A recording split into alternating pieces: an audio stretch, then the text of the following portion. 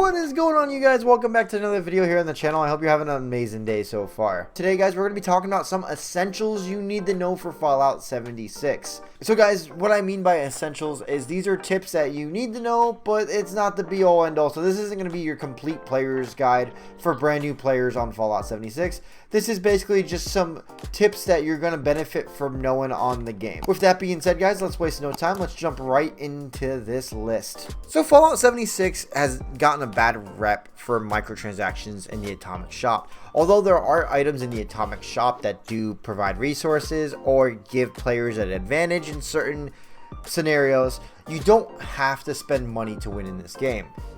Now, if you do want the cool stuff that's in the Atomic Shop, I'm going to show you a way that you could still get the items for the Atomic Shop without, using your credit card. So actually, if you were to pause the game, open up your challenges, and then scroll down to any of the challenges from character below, so anything besides daily or weekly, there's going to be challenges that you can do to earn atoms.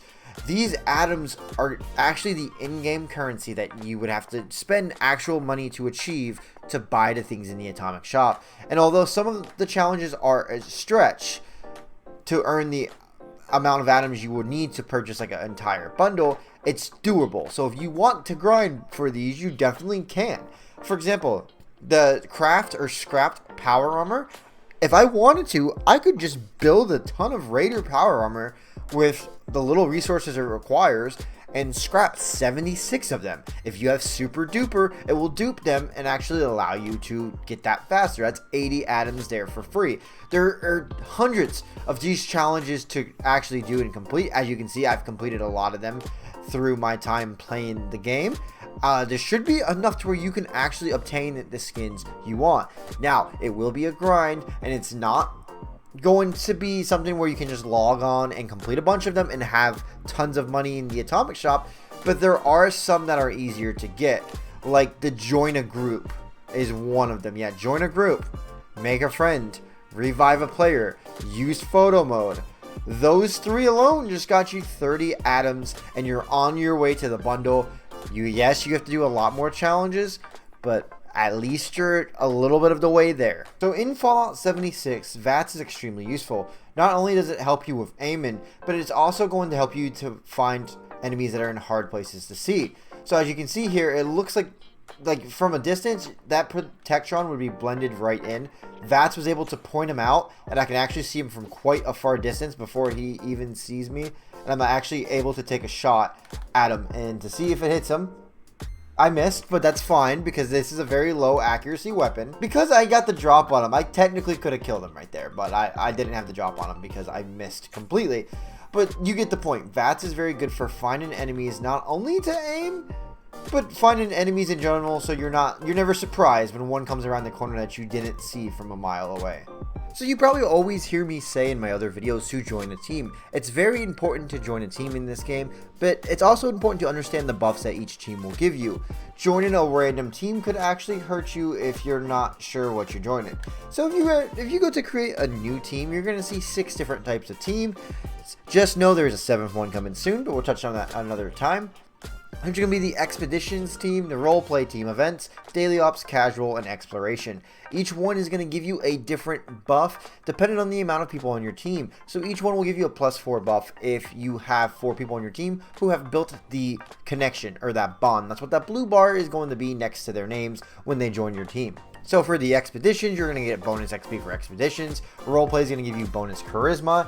The Events is going to give you bonus XP for completing the events. Exploration will give you bonus Endurance. Casual is going to give you bonus Intelligence. And Daily Ops will give you bonus XP for completing the Daily Ops. There's a Raids team coming soon. That's the one I mentioned prior. I'm sure that's going to give you XP towards the raid. That's not quite out yet, obviously. It's still in the public testing server. I recommend joining either a casual team or a events team if you're doing events, expeditions if you're doing an expedition, or daily ops if you're doing daily ops. The reason for these is the casual is going to give you the best XP boost total for just doing your everyday things. So that +4 intelligence boost is huge. The events team is good if you're doing like public mutated events. Join the events team because you're going to get the extra bonus XP for that. The expeditions, I say it's important to be in an expeditions team so other players know you're doing expeditions so they can join and help. Same with the daily ops. In that respective part of it is you want other players to join your daily op to make it easier, so you want them to actually be able to know you're doing a daily ops, and then you're gonna get that bonus XP when they join as well. So it just makes more sense to do it this way. So join a team based off what you're doing. You honestly should never be in a role player or exploration team. Those boosts, although great, they're not going to help you in this game. If you're a lower level in this game, it's okay to bypass the food and the thirst meters. Your player's not going to become deceased from the bar being empty. It's a very light survival game, so it is not necessary to maintain those bars and make sure they're full. I wouldn't waste your time until you're a higher level and understand which food would actually benefit your player to spend time worrying about maintaining your player's food and hunger. On top of that, it is very important to know that most of the food in this game will spoil. So if you do pick up food such as a Deathclaw steak or just fried rad toad legs, I'm just using random examples here, there's a very high possibility that they're going to expire in your inventory if you don't eat them in time. So be sure to take a inventory on the food you have when you play the game and use it.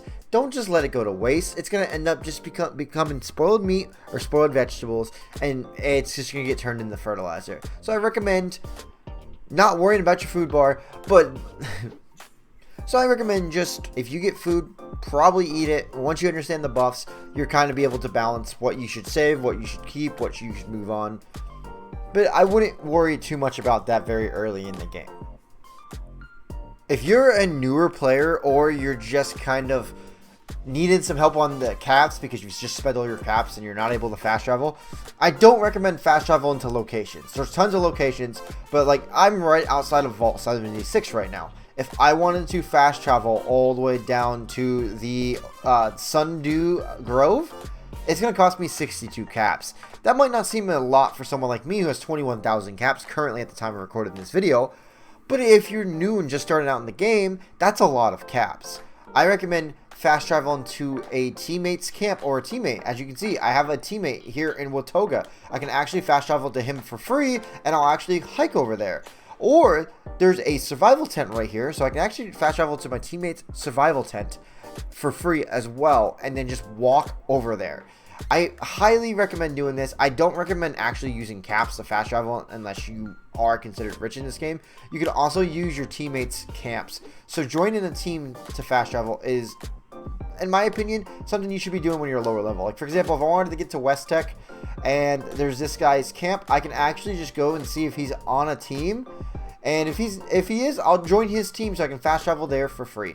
So I highly recommend not spending your precious caps early in the game fast traveling, but using your teammates and your teammates' camps to fast travel to those areas. So there are some locations that are free to fast travel to. For example, Foundation, which is going to be down here in the middle of the map, but kind of sort of towards the bottom. And then at the top you have Crater, which is going to be where the Raiders are.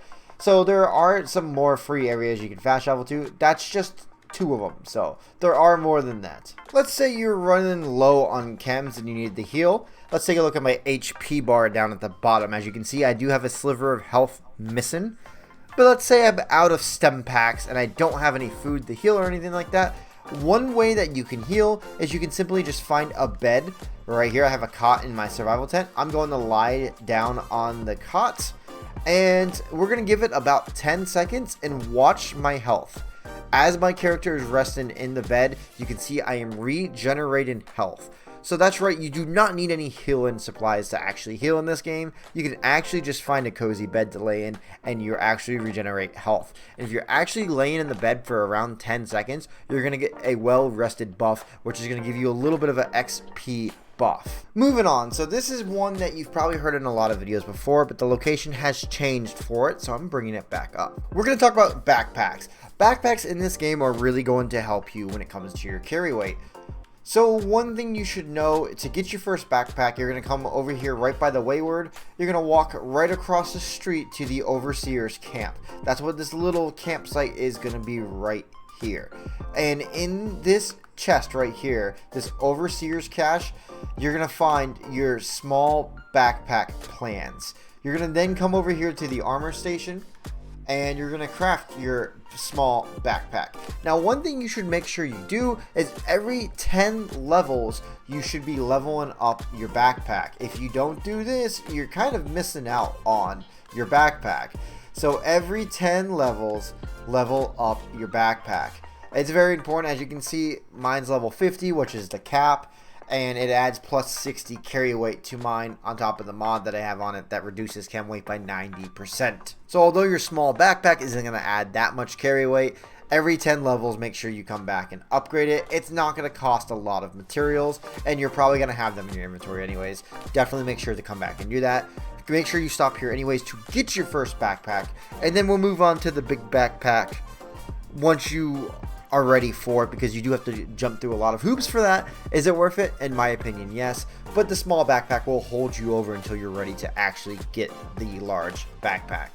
One thing to note, guys, is most players in this game are friendly, so the chances of you actually engaging in PvP are slim to none, especially because you should have passive mode activated if you're newer to this game. Having passive mode is going to basically get rid of PvP very early in the game. Don't worry, you can always disable this later if you do want to participate in PvP down the line. Most players play in passive mode, so it's not really a thing that you really have to worry all too much about.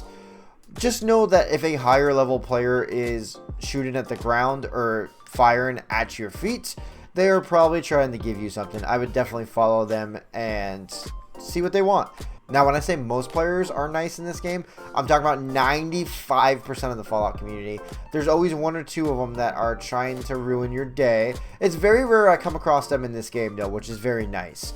So just keep that in mind whenever someone is like bringing you to a camp. There is the off chance that it is a trap camp and you want to avoid that. But honestly, if you're in passive mode, you should be fine. I wouldn't worry too much of it. The chances of that actually happen are very, very slim to none.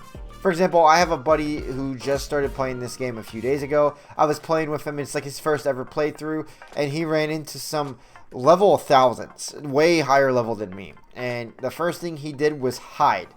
One, they can see where you are on the map at all times. There's really no hiding from them. They're gonna find you. If they really want you, they're gonna come get you. But they were shooting at him, and he was panicking. Not because he thought that they were going to engage in combat, because he thought they were going to take his stuff. Needless to say, it's kind of not a lot to worry about, honestly. Unless you're carrying some rare junk items without passive mode on, which is very weird to be doing, then you shouldn't have to worry about it.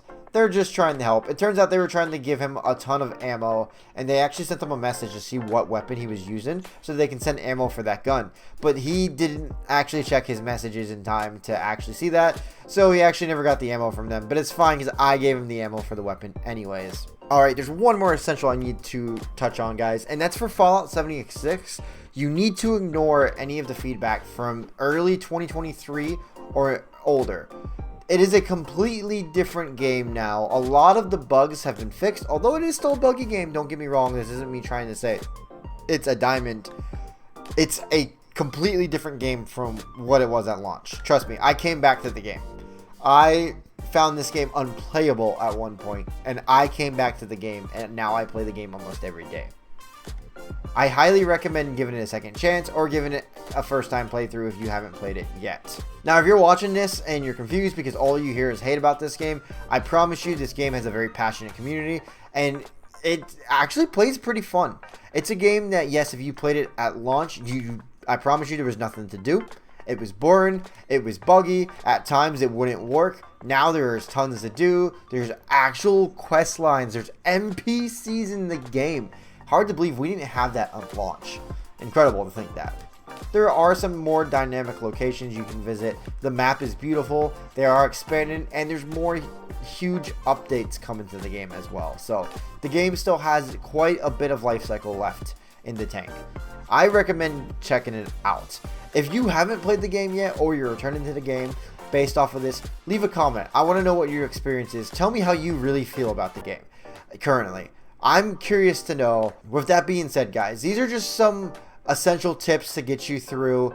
I wouldn't say any of these are live or die by the sword, but these are tips just to help you out. That they're not really tips, they're just kind of the essentials. This video is more so the essentials, guys. I hope this helps you, or I hope you find this entertaining. If you did, leave that like button down below. Comment down below some essentials you know about the game, or you want others to know about the game. Guys, thank you so much for all the support on the channel. We just hit 6,200 subscribers. That is a lot of subscribers, way more than I ever thought I'd hit. So I want to thank each and every one of you guys. Thank you so much for all the support, guys. And as always, I'll catch y'all in the next one. Deuces.